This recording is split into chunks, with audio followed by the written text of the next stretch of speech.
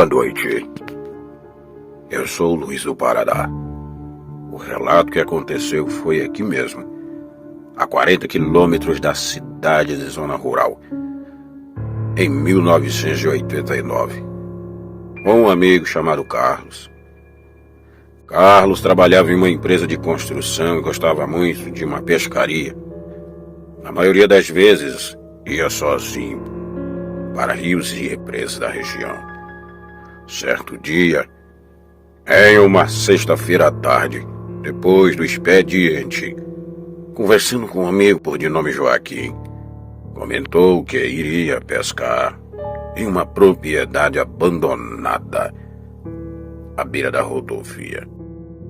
Era de um casal idoso que, depois do falecimento dos velhinhos, ninguém mais morou na casa. Havia uma represa enorme, pomar de frutas e ao redor. Joaquim disse: rapaz, estou ficando doido. Ninguém tem coragem de pescar naquela represa, muito menos passar perto da casa. Dizem que o último pescador viu uma assombração lá e um amigo saíram correndo com o carro. Quase teve um acidente na rodovia, de tão assustador.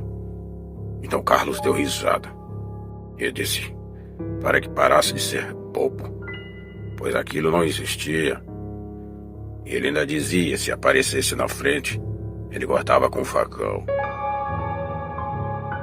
Ele disse se ninguém fosse pescar, lá ele ia sozinho. E dizia, deve estar cheio de peixe grande, e quero ver se é verdade a tal da assombração. Joaquim disse para ele que ele estava louco, e ainda dizia, depois não diga que eu avisei. Carlos se despediu do amigo e foi para casa. Arrumou as tralhas de pesca, comida para passar a noite, facão, lampião e uma cartucheira. Colocou tudo no seu fusquinha e partiu para a represa abandonada. Chegando lá, Carlos arrumou as coisas, fez uma fogueira, armou as varas de pesca na represa. Pegou uma marmita, comeu tudo. Estava bem ali tranquilo, a pescaria estava bem promissora. Era uma traíra boa de bom tamanho, e vinha uma atrás da outra. De repente, o tempo começou a mudar. Nuvens escuras, relâmpagos, vento, trovões. Chegava a tremer o chão da terra. A chuva que veio com a força, Carlos tomou uma decisão que iria se arrepender. Mas ao invés de fazer isso, foi se esconder no fusquinha e entrou na casa abandonada.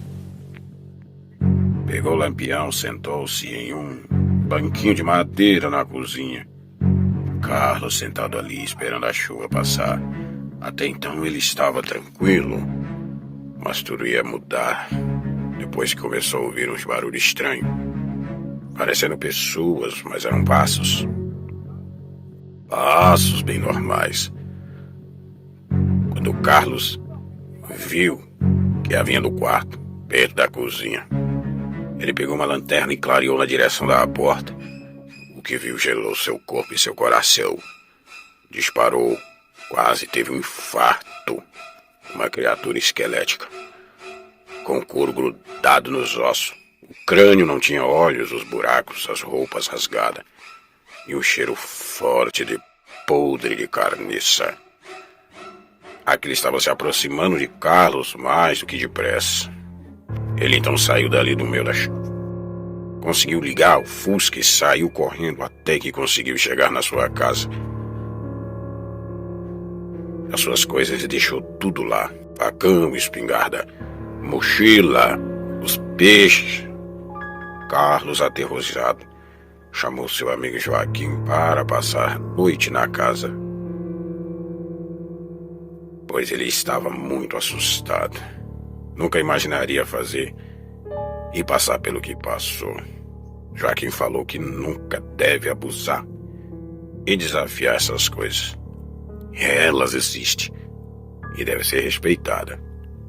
Carlos nunca mais quis saber de pescar sozinho e em lugar abandonado, da forma que foi. Ele nunca mais quis saber.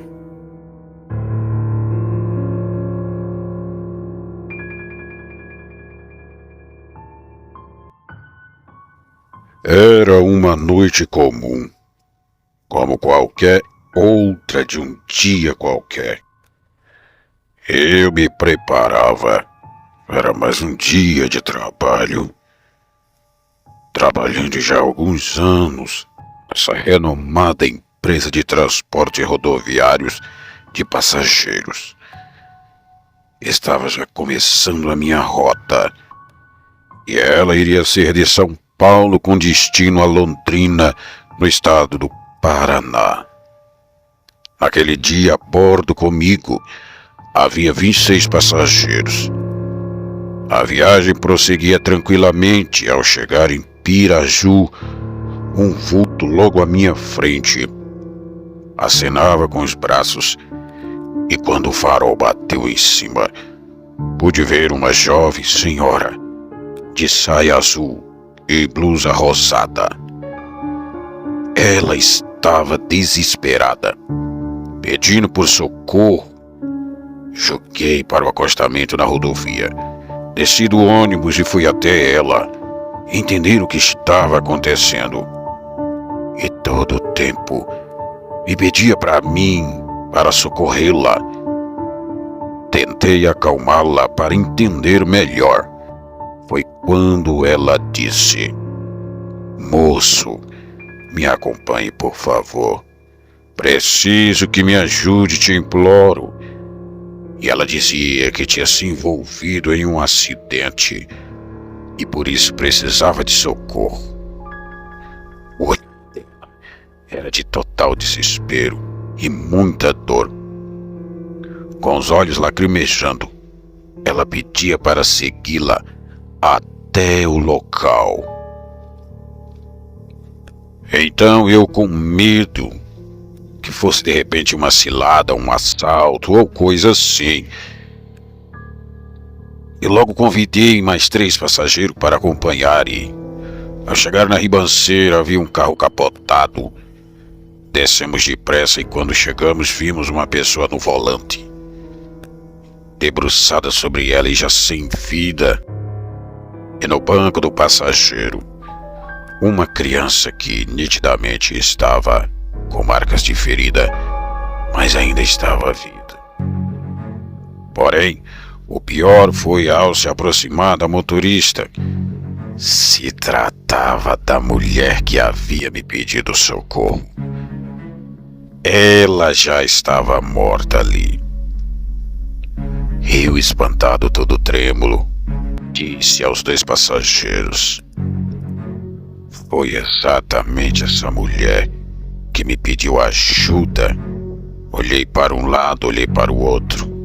Com a cabeça confusa, acionamos o serviço de socorro e logo o resgate chegou. Ao chegar, constataram o óbito daquela mulher e a criança foi atendida pelos paramédicos.